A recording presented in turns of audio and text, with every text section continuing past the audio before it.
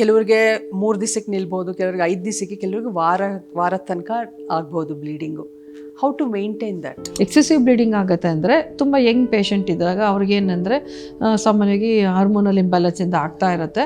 ಅದಕ್ಕೆ ಒಂದು 2-3 cycle menstruation ಆಗೋವರೆಗೂ ನೋಡ್ಬೋದು. ಮತ್ತು ಬ್ಲೀಡಿಂಗ್ ಕಂಟ್ರೋಲ್ ಮಾಡಲಿಕ್ಕೆ ಟ್ಯಾಬ್ಲೆಟ್ಸ್ ಇರುತ್ತೆ, ಅದನ್ನು ಕೊಟ್ಟು ಅಬ್ಸರ್ವ್ ಮಾಡ್ಬೋದು. 1-2-3 ಮಂತ್ಸಲ್ಲಿ ಸೆಟ್ಲ್ ಆಗೋಯ್ತು. 2-3 ಸೈಕಲ್ಸ್ ಅಂದರೆ ಏನು ಹಾರ್ಮೋನ್ಸ್ ಕೊಡಲೇಬೇಕಂತ ನೆಸೆಸಿಟಿ ಇಲ್ಲ. ಆಮೇಲೂ ಕಂಟಿನ್ಯೂ ಆಗುತ್ತೆ ಅಂದಾಗ ಓರಲ್ ಕಾಂಟ್ರಾಸೆಪ್ಟಿವ್ ಪಿಲ್ ಅಂತ ಕೊಡ್ತೀವಿ, ಅಥವಾ ಕಾಂಬಿನೇಷನ್ ಹಾರ್ಮೋನಲ್ ಪಿಲ್ ಕೊಡ್ಬೋದು. ಒಂದು 3 to 6 ಮಂತ್ಸ್ ಕೊಡೋ ಹೊತ್ತಿಗೆ it will get regularise most of the times. Like ಆಗತ್ತೆ, ಆಮೇಲೆ ಆಗೋದೇ ಇಲ್ಲ ಬ್ಲೀಡಿಂಗು. ಆಲ್ಮೋಸ್ಟ್ 1 year ಆಗೋದೇ ಇಲ್ಲ. ಇವಾಗ 1 month ಆಗಿರುತ್ತೆ, ಆಮೇಲೆ 1 year ಆದರೂ ಆಗಲ್ಲ, 2 years ಆದರೂ ಆಗಲ್ಲ, ಆಮೇಲೆ ಯಾವಾಗಲೂ ಆಗುತ್ತೆ ಅಂದಾಗ that needs to be addressed. That is ಏನು ಕಾರಣಕ್ಕೆ ಆಗ್ತಾ ಇದೆ, ಏನು ಪ್ರಾಬ್ಲಮ್ಸ್ ಇದೆ ಅಂತ we have to evaluate and treat according. White discharge ಬರೋದಕ್ಕೆ ಹೇಗೆ ಟ್ರೀಟ್ ಮಾಡಿ? ಓವ್ಯುಲೇಷನ್ ಆಗೋ ಟೈಮ್ನಲ್ಲಿ ಯೂಶಲಿ ವೈಟ್ ಡಿಸ್ಚಾರ್ಜ್ ಇರುತ್ತೆ, ಲ್ಯುಕೋರಿಯಾ, ಕ್ಲಿಯರ್ ಡಿಸ್ಚಾರ್ಜ್.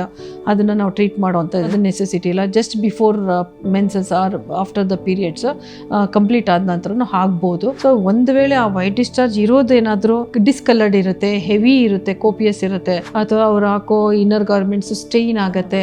ಸೊ ಈ ಥರದ್ದೆಲ್ಲ ಇದ್ದಾಗ that is an indication that particular ಟೈಮಲ್ಲಿ ಇನ್ಫೆಕ್ಟೆಡ್ ಮೆಟೀರಿಯಲ್ ಇರುತ್ತೆ ಅಂತ.